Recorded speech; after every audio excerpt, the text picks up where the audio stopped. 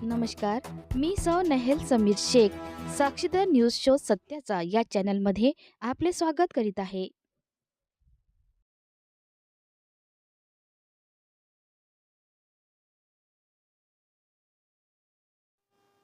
तो भारतीय जनता का दुर्भाग्य ऐसा मैं मान के चलता हूं, क्योंकि दुनिया में क्या चल रहा है इसकी जानकारी ना सरकार दे रही है, ना राजनीतिक दल दे रही है, ना इलेक्ट्रॉनिक मीडिया है वो दे रहा है, ना प्रिंट मीडिया है वो दे रहा है।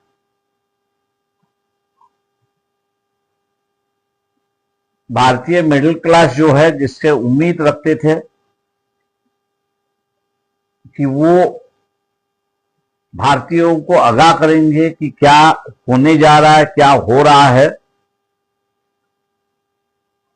लेकिन ये जो भारतीय मिडिल क्लास जो है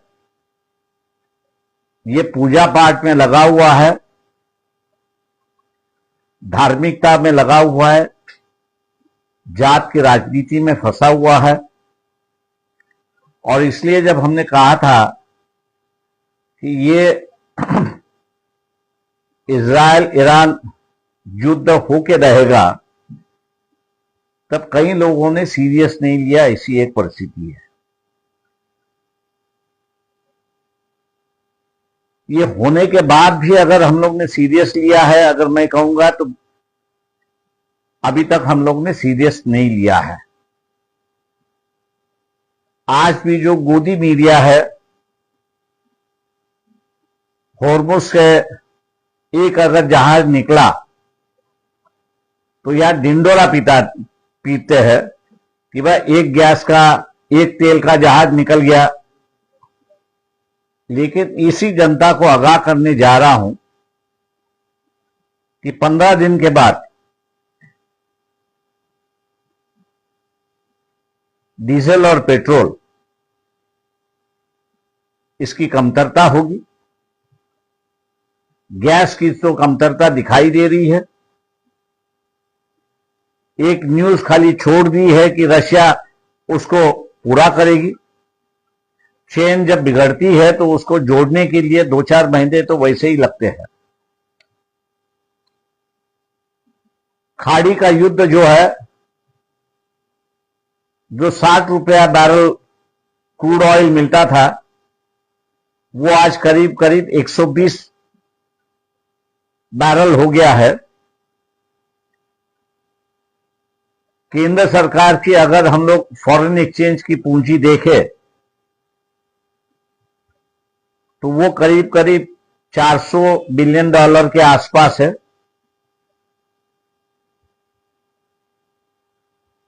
और अब जब महंगा तेल खरीदना पड़ रहा है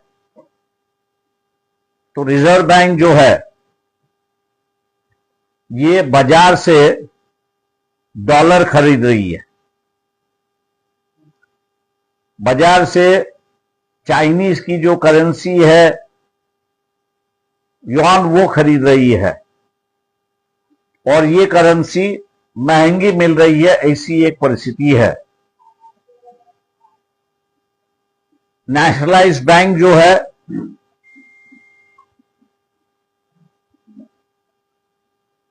महंगा तेल खरीदने की वजह से उनकी जो लिक्विडिटी स्टेटस है ये भी खतरे में आ चुकी है। 10,000 15,000 अगर निकालने जाए तो बैंक दे देती है, लेकिन लाख 1.5 लाख अगर निकालना है तो बैंक कहती है कि दूसरे दिन आप आ जाओ। बैंकिंग व्यवस्था मैं मान के चलता हूं, ये खाड़ी युद्ध जो है वो रुकने वाला नहीं है। ईरान ने बंद बना दिया है कि हम लोग इजराइल को खत्म ही करके रहेंगे। उनके बाद उतना असला मौजूद है। उनको इस बात की डर नहीं है कि ईरान में कितना नुकसान हो रहा है। वो यही कह रहे हैं कि हम इजराइल को नुकसान पहुंचा रहे हैं और उसी में हमको आनंद है। तो ये युद्ध मैं जहां तक मानता हूं कि जल्दी रुकने वाला नहीं है, और इसलिए बैंकिंग व्यवस्था के अंदर भी कठिनाइयां जो है 3 हफ्ते के बाद यहां पर दिखाई देगी। मुझे केंद्र सरकार की ओर से बड़ी खेद के साथ कहना पड़ता है कि जो नियंत्रित होना चाहिए उस पर किसी प्रकार का नियंत्रण कर नहीं सकते, ऐसी एक परिस्थिति है। मैं मान के चलता हूं कि ये वक्त एक बड़ी कठिनाई का वक्त है, लेकिन इस कठिनाई के वक्त के दरमियान बड़े कठिनाई से निर्णय लेने होते हैं। इस सरकार, नरेंद्र मोदी की सरकार जो है वो सख्त निर्णय ले नहीं सकती है। ये मेरे ख्याल से सिंदूर के वॉर के वक्त हम लोग ने दिखा दिया। आर्मी नरेंद्र मोदी और उनकी सरकार से कह रही थी कि 2 दिन के लिए और वॉर चलने दो, लेकिन जैसे ही ट्रंप चाचा का फोन आया, नरेंद्र मोदी की पैंट ढीली हो गई, पीली हो गई और तुरंत उन्होंने वॉर रुकाया। ऐसी एक परिस्थिति है। तो ये कोई हार्ड डिसीजन नहीं ले सकते। इसलिए आम जनता से मैं कह रहा हूं कि अपने पास जितना भी लिक्विड कैश है उसको आप संभाल के रखिए।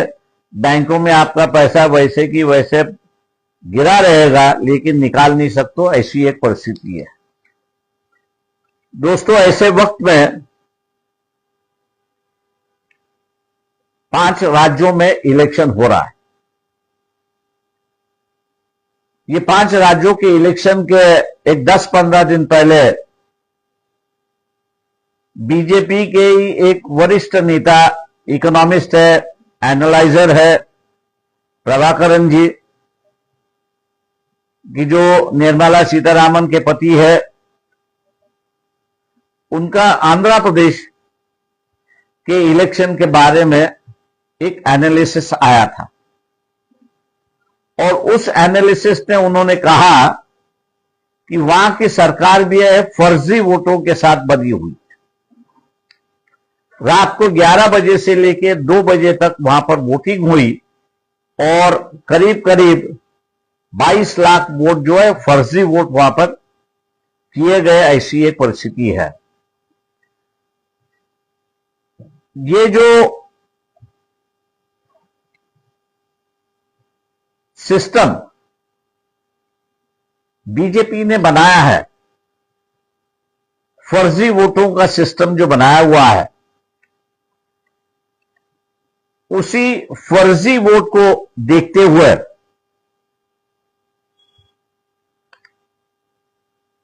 4 मई को जो रिजल्ट आएंगे और 23 अप्रैल को जो वोटिंग होगा, जो अनुमान हम लोग ने लगा लिया है उसमें टीएमसी के करीब करीब 234 सीटें हैं। जो भारतीय जनता पक्ष ने जुगाड़ किया है, फर्जी वोटों का जो जुगाड़ किया है, चाहे वो ईवीएम में हो या और किसी तरीके से हो, एआईएडीएमके को वो 150 सीटें ले आएगी। बीजेपी को जो है वो करीब करीब 22 से लेके 25 सीटें तमिलनाडु में ले आएगी। पहली बार यह होगा।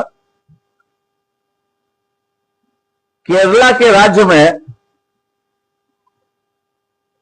इस लोकसभा में उनका एक एमपी चुन के आया हुआ है, लेकिन जो फर्जी तरीका उन्होंने अपनाया है उससे लगभग इस बार केरला में 15 सीटों पर आ सकते, ऐसी एक परिस्थिति है। आसाम के राज्य में 126 सीटें हैं। 10% हमने कैलकुलेट किया है कि ईवीएम के माध्यम से ये धोखाधड़ी करेंगे।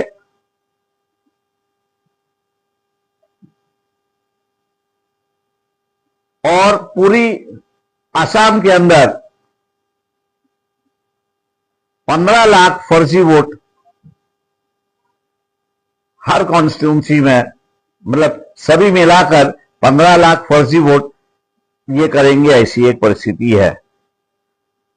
इसमें अगर बीजेपी कामयाब हो जाती है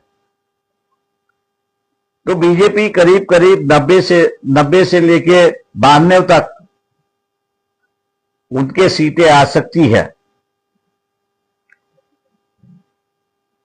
पांडिचेरी में जो है और यानम, पांडिचेरी और यानम करके जो यूनियन टेरिटरी है, 30 सीटें हैं। उसमें बीजेपी जो है वो 10 सीटें फर्जी वोट से जीतेंगी, 10 जो है उनके अलायंस जीतेंगे, ऐसी एक परिस्थिति है। वेस्ट बंगाल की जो है परिस्थिति, अगर फर्जी वोट डालने में अगर उसको कामयाबी मिलती है, 294 से करीब करीब 180 से 200 सीटें बीजेपी वहां पर जीत के ले आएगी। पिछले इलेक्शन का जो है उनका डिफरेंस जो है वो करीब करीब 4% का डिफरेंस रहा है। ये जो हम लोग ने बैठ के जो कैलकुलेशन निकाली है, इस कैलकुलेशन के 2 आधार है। महाराष्ट्र में भी फर्जी वोट हुए, 75 लाख फर्जी वोट हुए। एक एक कॉन्स्टिट्यूंसी में कितने हुए उसको डिवाइड करके हम लोग ने निकाला। दूसरा जो है, प्रभाकरन ने जिस तरह से एक फॉर्मूला निकाल के कहा है कि आंध्र प्रदेश में इस तरह से फर्जी वोट हुआ है, ये दोनों फॉर्मूले को देखते हुए ये अनुमान हम लोग ने लगा दिया है। 4 तारीख को देखना है कि ये जो इनका फॉर्मूला जो है वो वर्क करता है, या राजनीतिक दल जो है कि जिनको मैं अपील करता हूं कि जिसमें डीएमके है, कांग्रेस है, लेफ्ट पार्टीज है, टीएमसी है, और असम में जो संगठन है, ये अगर मेरे हिसाब से 2-4 दिन, 9 तारीख को असम इनका रिजल्ट मेरे ख्याल से वोटिंग होगा, केरला का वोटिंग होगा। अगर ये अपने आप को संभाल लेते हैं और ये फर्जी वोट रोक सकते हैं, तो मैं समझता हूं कि ये जो फिगर सबने बताया ये गलत आ सकती है, एक परिस्थिति है।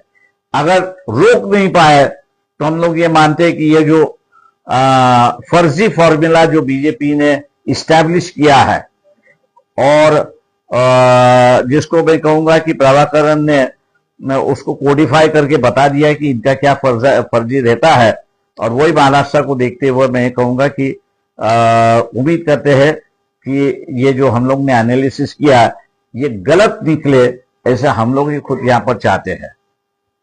मेरा निवेदन हो गया, आप अभी पूछ सकते हैं।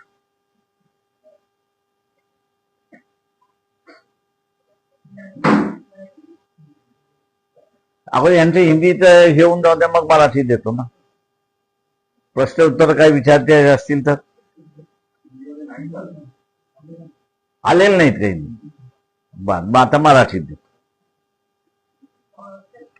काल जे आहे वंचित बहुजन आघाडीचं पूर्ण महाराष्ट्रावर जे आहे ते आंदोलन करण्यात आलं, चांगला प्रतिसाद होता या आंदोलनाला। मात्र सरकार दुसरीकडे सांगते की आता ती तशी टंचाई नाहीये जशी सांगितली जाते इंधनाची। आजही ऑर्डर निघालेली आहेत ग्रामीण भागामध्ये की 45 दिवसाच्या अगोदर तुम्हाला गॅस सिलेंडर मिळणार नाही। मुख्यमंत्री पूर्णपणे खोटं बोलतोय। माझी मुख्यमंत्र्याला विनंती आहे की त्यांनी खरी परिस्थिती सांगावी. युद्धाचा काळ आहे ह्या निश्चितपणे आहे. तुम्ही देवळाच्या पूजेमध्ये अडकलेला आहात, देवाच्या पूजेमध्ये अडकलेला आहात 24/7. म्हणून लोकांसाठी काय सोयी कराव्या लागतात, काय सुविधा कराव्या लागतात याचा विचार करण्यासाठी तुमच्याकडे वेळ नाही, याची आम्हाला जाणीव आहे. 24 तासांमधले फक्त 3 तास जरी त्यांनी काढले असते आणि आखाती खाडीमध्ये काय चाललंय याचा असताना अंदाज जर घेतला असता तर कदाचित त्यांनी 3 महिन्याचा डिझेल, पेट्रोल, त्याच्यानंतर गॅस याचा स्टॉक केला असता आणि तो स्टॉक जर ठेवला असता तर आज जी परिस्थिती आहे ती परिस्थिती राहिली नसती. म्हणून मी म्हटलं की इथलं असणारं देशाचं दुर्भाग्य आहे की आम्ही देवळामध्ये अडकलेलो आहोत, पूजेमध्ये अडकलेलो आहोत. त्याच्याशिवाय आम्हाला दुसरं काही दिसत नाही आणि त्याच्या पलीकडे काही दिसत असेल तर जात ही आम्हाला असणारं दिसते. परंतु सामान्य माणसाला लागणारं इंधन ते आम्हाला दिसत नाही अशी असणारी परिस्थिती आहे. आणि म्हणून मुख्यमंत्र्यांना खोटं बोलण्याच्या पलीकडे दुसरं काही सुचत नाही अशी परिस्थिती आहे.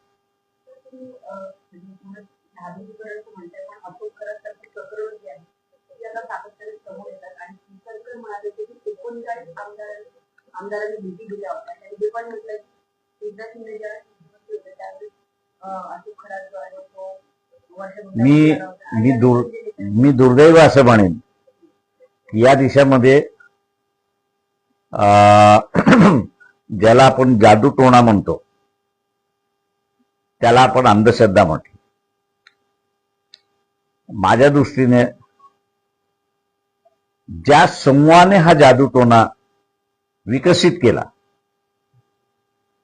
तो एक सायंटिफिक समाज होता. त्यांनी विकसित केलेला हा जादूटोणा त्याच्या उपजीविकेसाठी होता, तो लोकांना फसवण्यासाठी नव्हता. आणि जसं त्याला ऑल्टरनेटिव्ह उपजीविकेचं साधन झालं तो या जादूटोण्याच्या ह्याच्यातून बाहेर पडला. आणि आता जो जादूटोण्याच्या वर्गामध्ये आलेला आहे हा सगळा सवर्ण आहे. त्याला सायंटिफिक ऍटिट्यूड नाही.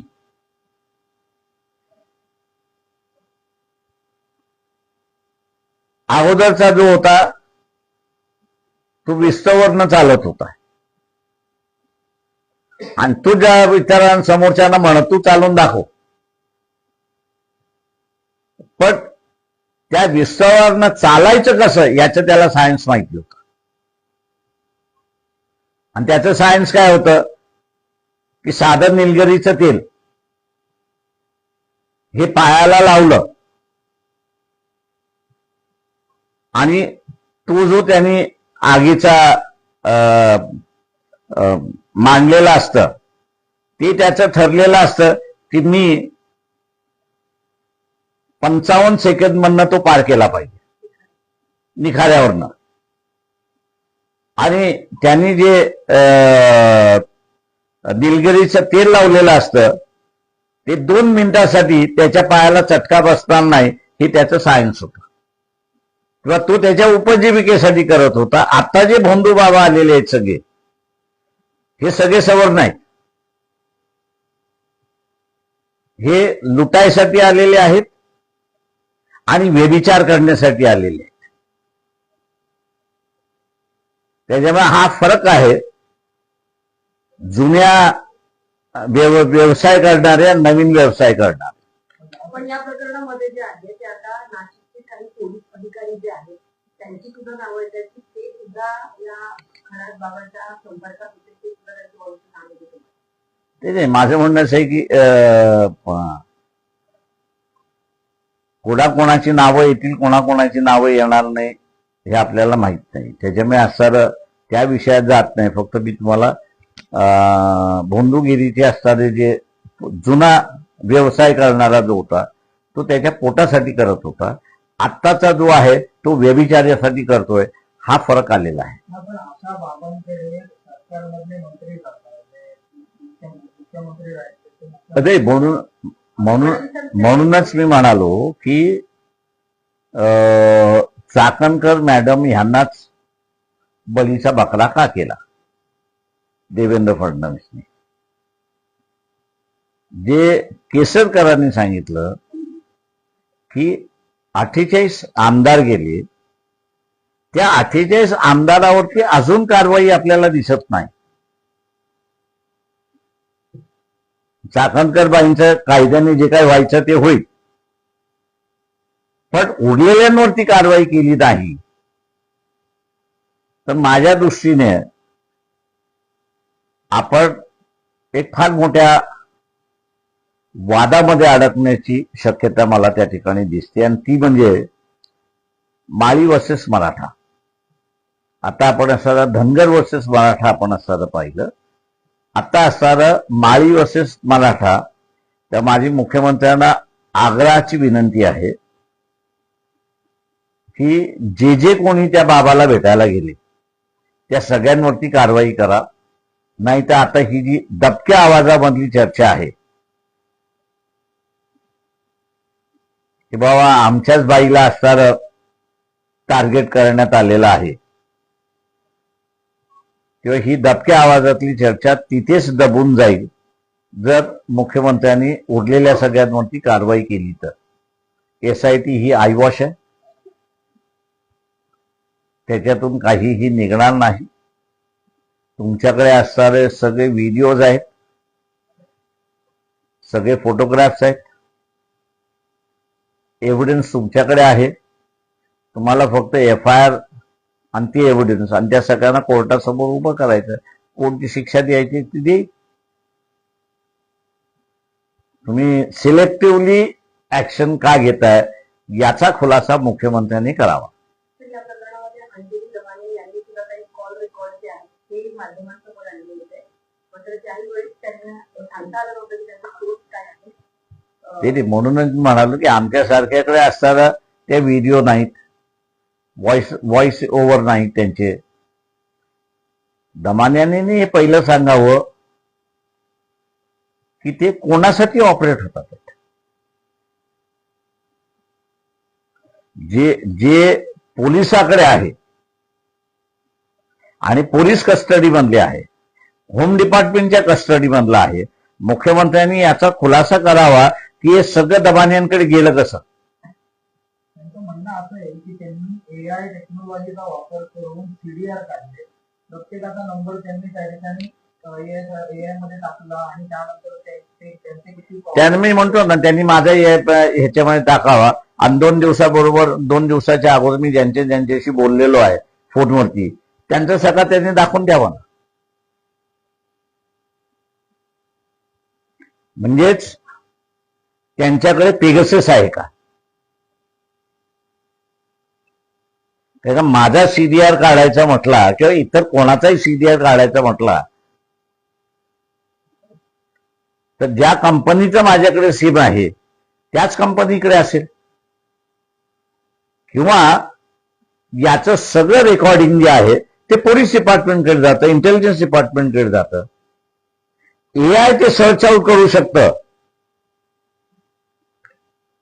असं माझ्या तरी कुठं वाचण्यात आलेलं नाही. आणि मी असं म्हणेन दमान्यांना की त्यांनी याच्या संदर्भातला असणारा अनेक जणांचे क्लासेस घ्यावेत. आम्हाला ते बेनिफिशियल होईल की आम्हाला ज्यांचा कोणाचा आवाज आहे रेकॉर्ड AI मार्फत ऐकून घ्यायचा आहे ती टेक्नॉलॉजी तरी आम्ही शिकून घेऊ. त्यांनी क्लासेस काढावे.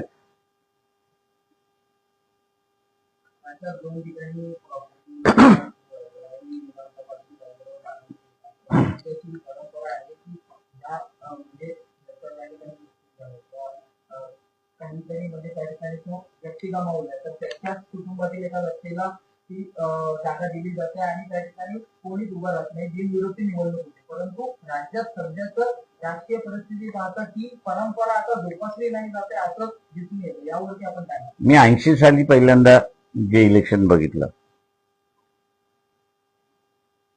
त्यामध्ये अशी परंपरा कुठेच नव्हती.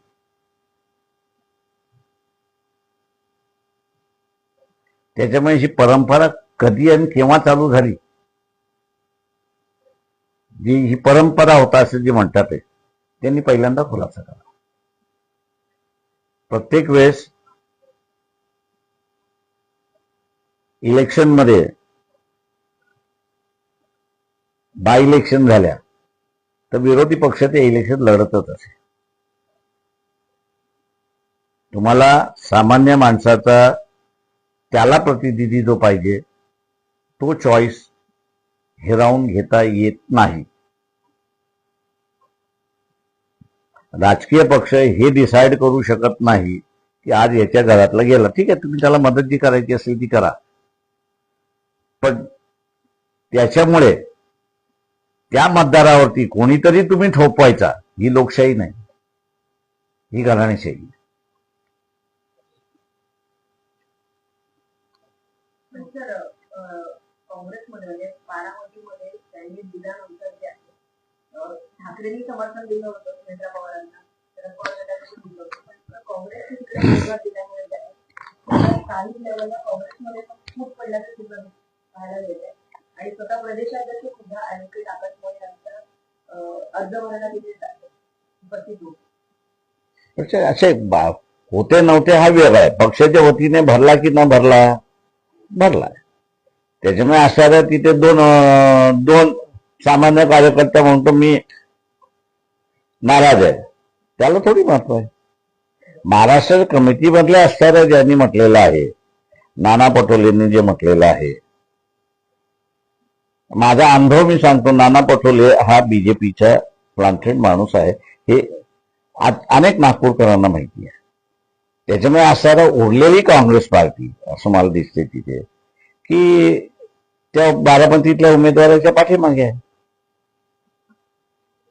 राहुरी विधानसभेकडे आपण बघत आहोत. भाजपचं कमजोरी साहित्याने नवी घडवण्याचा त्यानंतर हिंदू काढण्यासाठी स्वतः रवींद्र चव्हाण मंत्री विषय दिले आणि त्यामध्ये हिंदू काढण्यासाठी त्यांनी अचानकपणे माघार घेतली. अशी चर्चा होती की ते शरद पवार यांच्या म्हणजे तुतारी या चिन्हावरती त्या ठिकाणी उभे होते, परंतु वेगळंच त्या ठिकाणी बघितले त्याला बसलेले त्यांनी वेगळा उमेदवार देण्यात आला. राहुरी आम्ही सुद्धा लढतो. आता अचानक हा जो उमेदवार आलेला आहे तो बीजेपीच्या सांगण्यावरून आलेला आहे. माजी अध्यक्ष जे आहेत पाटील साहेब सांगलीतले इस्लामपूरचे, त्यांनी ह्याला उत्तर द्यावं की हा बीजेपीचा नाही म्हणून. म्हणजे तुमचं म्हणणं आहे की तो पवारांचा उमेदवार चिन्ह कोणाचंही असेल पण बीजेपीने उभा केलेला आहे. भाजपच तिकडे प्रयत्न करत होते की कर्डिलेंच्या विरोधात कुणी उभं राहू नये आणि भाजपच का असा प्रयत्न करतो? कारण का आम्ही लढणार होतो ना.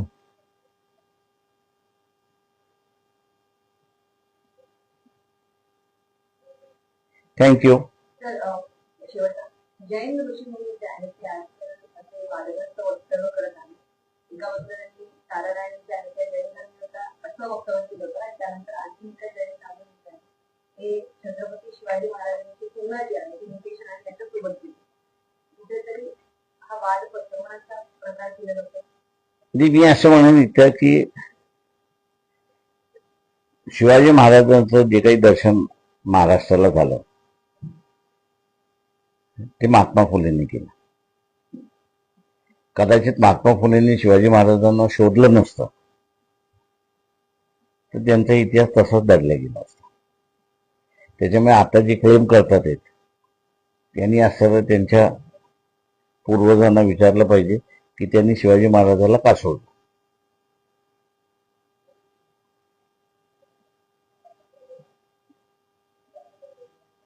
चलो थैंक यू